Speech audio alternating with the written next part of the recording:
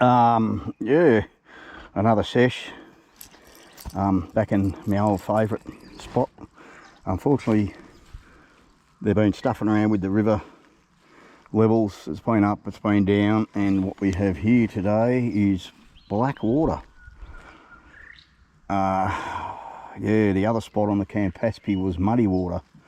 We've had that rain lately, so that's probably washed a few tannins and things in.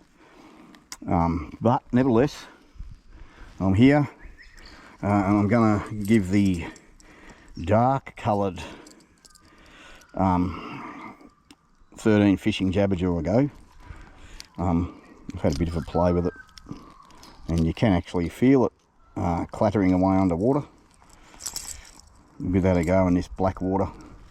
Hopefully things freshen up a bit further I get upstream, but I don't hold high hopes because there's bugger all flow, so they've been stuffing around with these rivers, something shocking. The weed's looking a bit dead and miserable, so it could very well be putrid here in a few days, especially if it continues to drop. Anyway, it hasn't been a dead loss, so I've just picked this up, whatever it is, generic non-rattling hard body of some sort, so that'll go in the kayak collection. And I'll persevere with this little purple fella and see if he survives the log jam up here.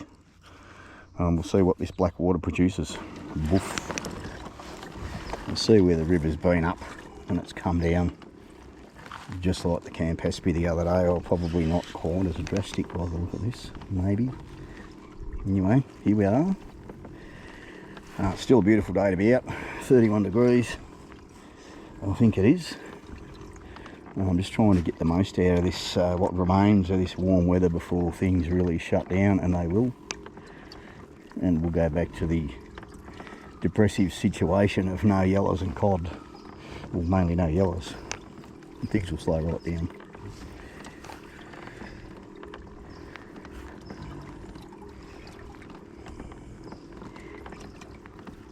Hey, oh, yep, oh, we're on already, the JabberJaw. That's surprising actually.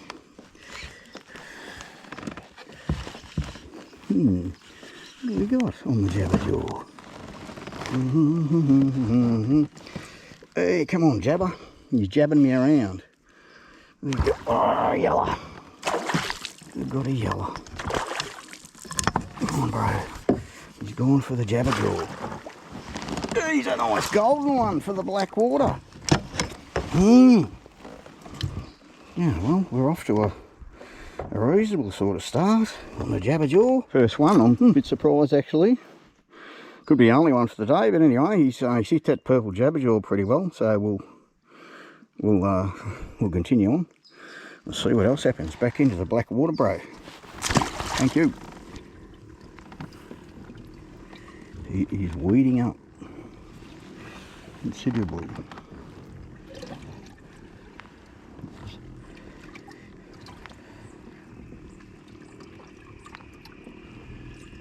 Oh, yep. Oh, this is no baby cod. Oh, he's fucking bricked me. He's bricked me. He's bricked me on the JabberJaw. Alright. This could be fun.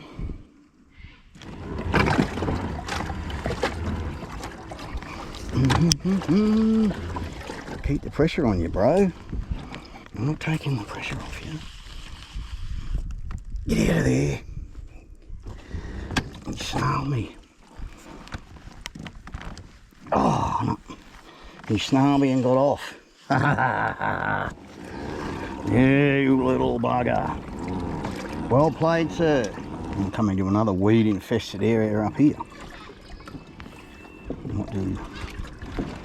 Oh no, I'll just keep going. This is unfishable too. Ordinarily I'd troll through here, but it's just a pigsty, unfortunately, so I'm going to be just paddling through for quite a while.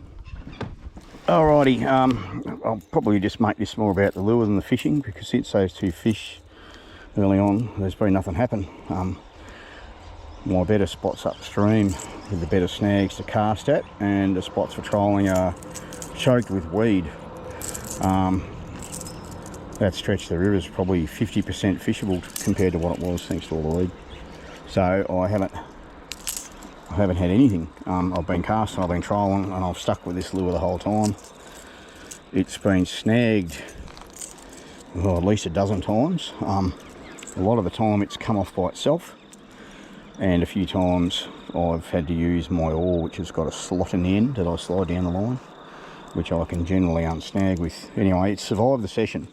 It's still here, unlike others which are resting on snags under the surface, and it's very snaggy up here. Yeah, 13 Fishing JabberJaw. It's a smaller lure, and I think they're primarily designed for American bass fishermen, which, you know, for yellow belly and reddies, it's going to be a good size. It definitely does have a different action, and you can kind of feel that clacking of the bib coming back through the line. So what it does, I guess, differently is that different clacking sound compared to a rattle or a silent lure, I suppose, if you want to sort of split hairs. On top of the different colours, it's got that shiny metal bib, which is probably going to add some fish attracting element too with the shine. It stood up well. There's no damage to the finish. It's almost a translucent finish, really. Yeah, minor straightening to one of the hooks, but bearing in mind it's only a small lure. It would be nice if they did a 80mm version to dive to 3 or 4 metres for us cod fishermen. This is the 3-metre version, and it's probably going to be, you know, like the smaller Proficient chainsaw. It's going to be a handy lure, and the lead up to cod season, where, you know, people carry on if they see you fishing for yellows with a 75mm stumpy or an 80mm lure or something, choose your target in yellows.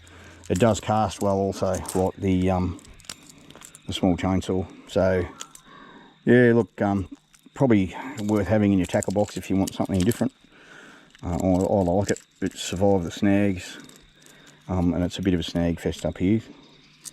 Yeah, so 13 Fishing JabberJaw, be worth having. Yeah, see what you think. Bang, that's just my thoughts.